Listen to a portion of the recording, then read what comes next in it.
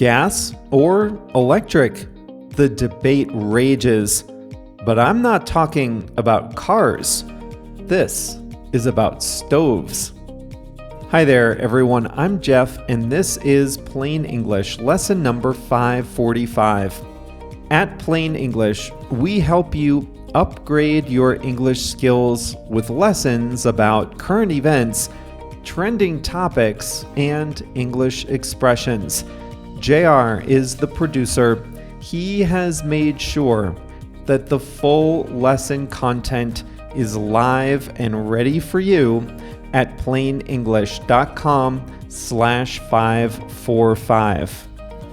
Coming up today, the debate between gas or electric stoves. Which is better? Which is better for you? And what about induction? I have a feeling I know what side chefs will fall on, but I'll let you decide which you like best after learning about all three. Every week, I analyze the transcript of the main lesson, and I choose an English expression or phrasal verb to talk about in more detail. Which expression won out today? Usually I tell you, but today I'll make you wait until the second half of the lesson to find out. Let's get going.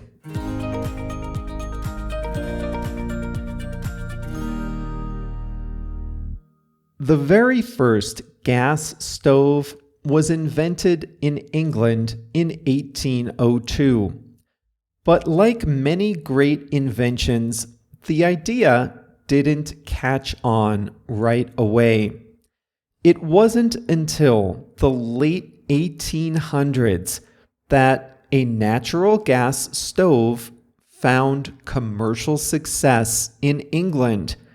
It didn't become popular in the US until well into the 20th century.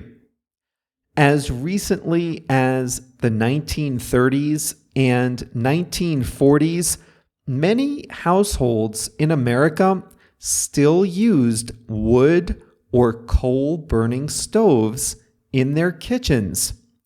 Those had to be replaced with newer gas or electric cook stoves for safety reasons. Something else was happening at the same time. With the advent of the car, people started moving out of the cities and into new single-family homes in the suburbs. And that transition came with a choice. Should a new house have a gas stove or an electric stove? The natural gas industry coined a phrase in its marketing. Now you're cooking with gas. The slogan was meant to show that gas was superior to electric stoves in the all-important war in kitchen appliances. The marketing campaign was a huge success, and many people thought gas stoves were superior to electric. Even today, the phrase cooking with gas means to do something successfully or to achieve something great. Still, electricity broadly won out. In the US, for example, about 2/3 of households have an electric stove, compared with just 1/3 with gas. I couldn't find reliable statistics by country, but Britain seems to like its gas stoves, while electric stoves are the overwhelming preference in mainland Europe. But now, The stove wars are heating up again. The U.S. has an independent government agency called the Consumer Products Safety Commission, or the CPSC. One commissioner of the CPSC said in an interview that the CPSC would consider banning gas stoves on safety grounds. And so that got me thinking, which really is the best kind of stove? There are three kinds: natural gas, traditional electric, and induction. Let's look at all three. First, gas. A gas stove burns natural gas to generate heat. On the stovetop, you light a ring of gas with a match, a lighter, or a built-in starter. A gas stove has the advantage of being very precise. You control the gas with a knob, and you can make very small adjustments to the heating element. Since it's a flame, it's very responsive. You turn the knob up, the heat increases immediately. You can also use a gas stove directly to blister peppers or, as JR does, to warm tortillas. And if your electricity goes out, the gas stove still works. Good for areas prone to storms that knock out the power. There are a few disadvantages. First, you need a permanent gas line for a stove. If you don't already have a gas hookup, it can be expensive to install one, if one is available at all. Second, a gas stove burns a greenhouse gas in your house. Not much, but it does burn a fossil fuel in the interior of your home. Gas stoves have been linked to asthma in young children and other conditions in adults. The safest way to operate a gas stove is with ventilation to the outside. That, however, is not always present. In fact, none of my kitchens has featured ventilation to the outside. And finally, it's dangerous if a gas stove leaks. All right then, how about traditional electric?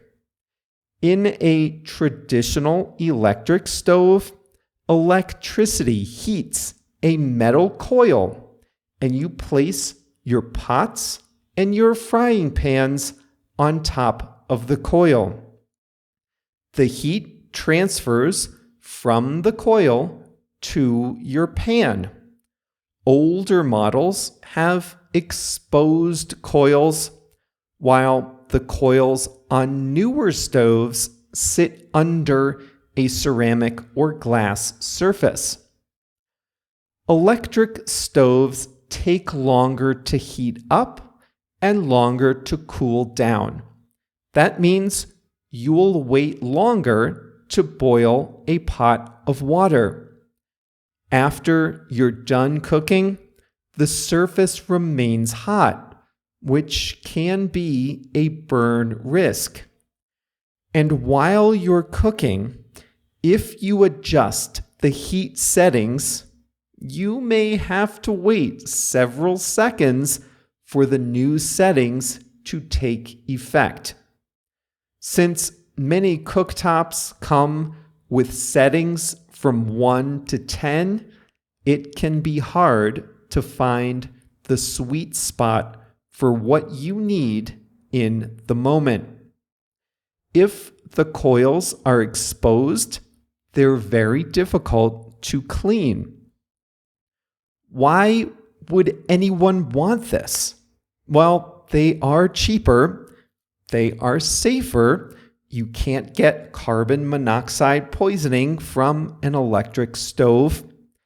They don't directly burn greenhouse gases, and every home already has electricity, so you don't need more infrastructure.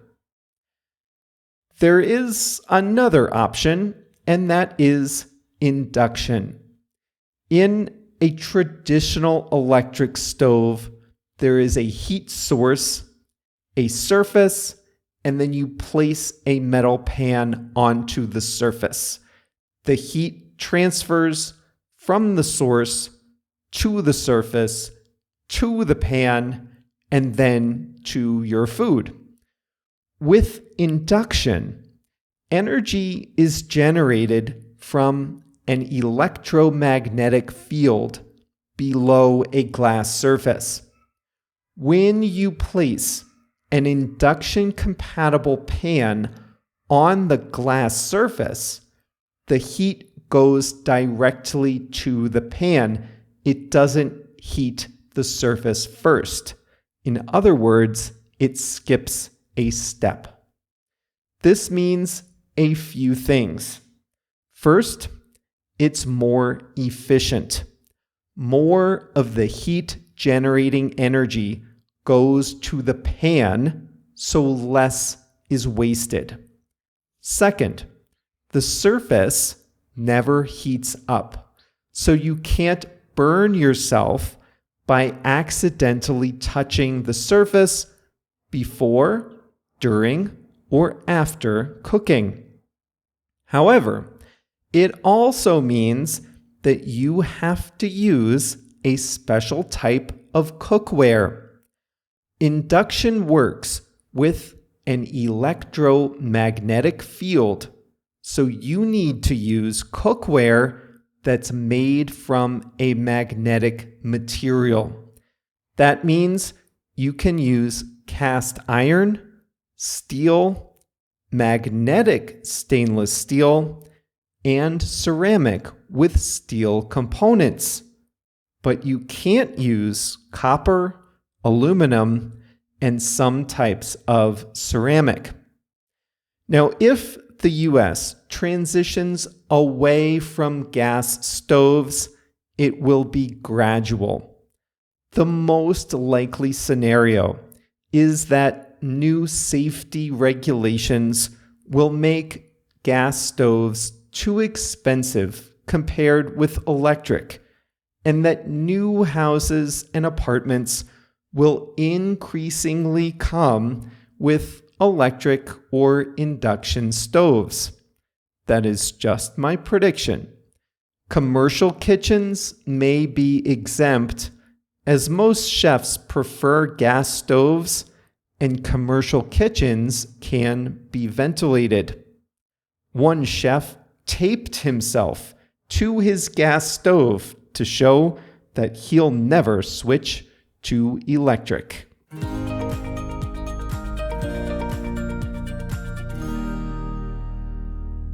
My preference is for a gas stove. I actually thought gas was far more common than it is. I have only ever had a gas stove in all the places I've lived. I did not realize that in every place I've lived, I've been in the minority in this respect. Even now in Mexico, I have a gas stove. I spent a month at an apartment with an electric cooktop, and I hated it. At the setting number 6, my rice was boiling over. At 5, it wasn't even simmering, and there was no 5.5. So I set it at 6, and then I raised and lowered the pot to keep it from overflowing. And it took a half hour to boil a pot of water for pasta, if it even got to boiling. I hated it. I hated everything about that cooktop. I could never find the right setting for anything. Well, JR hates electric too. His stove is electric, and he has the exposed coils that heat up. But the coils can get uneven, so the stove can be level, but the coils can be askew. So when JR tries to cook his eggs, they slide to one side of the pan. Well, I like my gas stove, but they say you need a fan that vents to the outside. Yeah, the fans above my stoves have never vented to the outside. They mostly just make noise. I don't think these fans do anything other than make noise and give you the illusion of ventilation. Ugh, I don't want to think about this. I love my gas stove too much.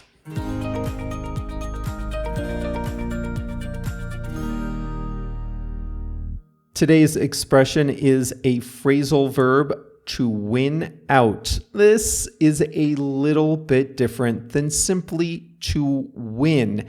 You can win an argument, win a tennis match, win the lottery, whatever. But win out is to win after a long struggle, after dealing with many, many difficulties. And usually win out is related to a competition or a choice. Something wins out if that thing is selected as the best option after a long competition or after overcoming difficulties.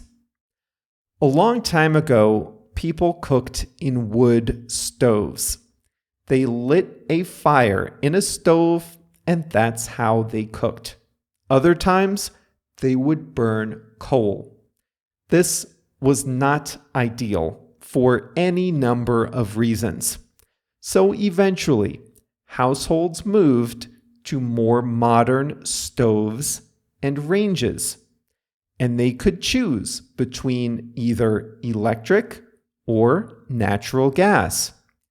The makers of gas stoves tried to get people to switch to gas, and the makers of electric stoves tried to get people to switch to electric.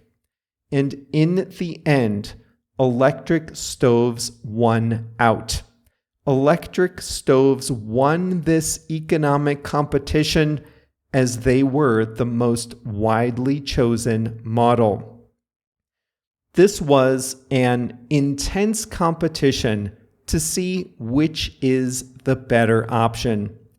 And the option most people selected was electric.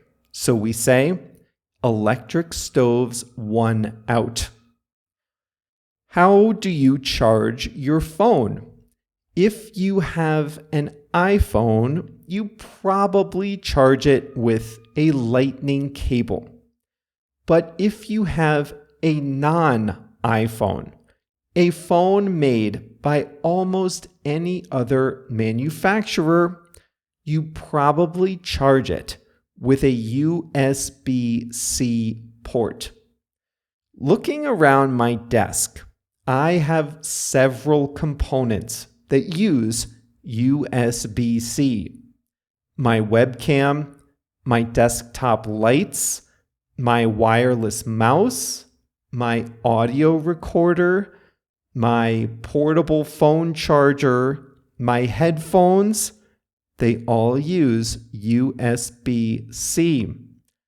That's not a coincidence. There are many types of ports and chargers, but consumers like standardization. We can't all have all the possible kinds of ports. our electronic life is too complicated as it is. Now, some people think that a port called FireWire is technically superior to USB-C. Still, the USB-C format won out, and now most new devices will run on USB-C in some way. Sorry, Lightning. Sorry, FireWire. USB-C won this competition. Rightly or wrongly, they won the competition to be the standard port in this decade, so we say USB-C won out. When you have a difficult choice between two options, you can say the option you chose won out. So let's say you want to rebrand your company, and your in-house graphic designers have two ideas. One is a radical redesign with all new colors, shapes, typefaces, and images. The other idea is a more conservative approach that updates the existing design. You have to choose one option: the radical approach or the cautious approach. The designers present each option. You analyze all the pros and cons. You have a debate among all colleagues. And in the end, you choose the radical approach. In this case, you can say the radical approach won out. That choice was the one that was selected after a long decision-making process. Now, before I switched to working on plain English full-time, I worked in business consulting for a big accounting firm. And it was a competitive industry. Our clients didn't need to hire us. They could do the projects themselves, sometimes, or they could hire someone else. So often, the process for winning a new consulting project was competitive. And after we'd win a project, we'd often ask ourselves why we won. Well, in some cases, we might not have been the most affordable option, but we had good relationships with the client and they trusted us. So we might say our relationships won out. That means our relationships were superior to our competitors' relationships. Our relationships won out. That's why we were successful. Our relationships were the reason why we won the project. Now, other times, we might have simply proposed a different way of solving a problem. A company might have said, hey, we have this problem and we want you to solve it that way. And we might have said, okay, we can do that, but would you consider a different approach? Here's what we think. And sometimes they would say no, and they'd hire a competitor. That's life. But sometimes they would say, actually, yes, I like that approach. Now, in those cases, our approach won out. The way we thought about the problem was better, was selected over the way our competitors thought about the problem.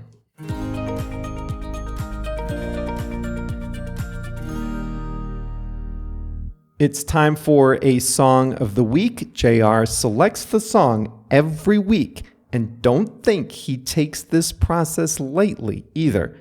He thinks about this selection. He has a lot of possible choices. And through a process that only JR knows, he selects the song of the week. So what song won out this week? That would be Bones by Imagine Dragons. The cover art shows a headless skeleton holding a skull in one hand. JR must have listened to last week's lesson about cemeteries when he selected this song. Anyway, the song is about the fragility of life. There's magic in my bones is one of the lines. Bones by Imagine Dragons is the song of the week. And that's all for today, February 9th, 2023. The Super Bowl is coming up this Sunday. I hope you're ready. It's the Kansas City Chiefs against the Philadelphia Eagles. They both look good. Philadelphia looks unstoppable, but I wouldn't bet against KC either. The one thing for sure is that Rihanna will be the halftime singer. That is this Sunday, February 12th at 6:30 p.m. Eastern Time, New York time, 6:30 in the evening. Well, we'll be back with another Plain English on Monday. See you then.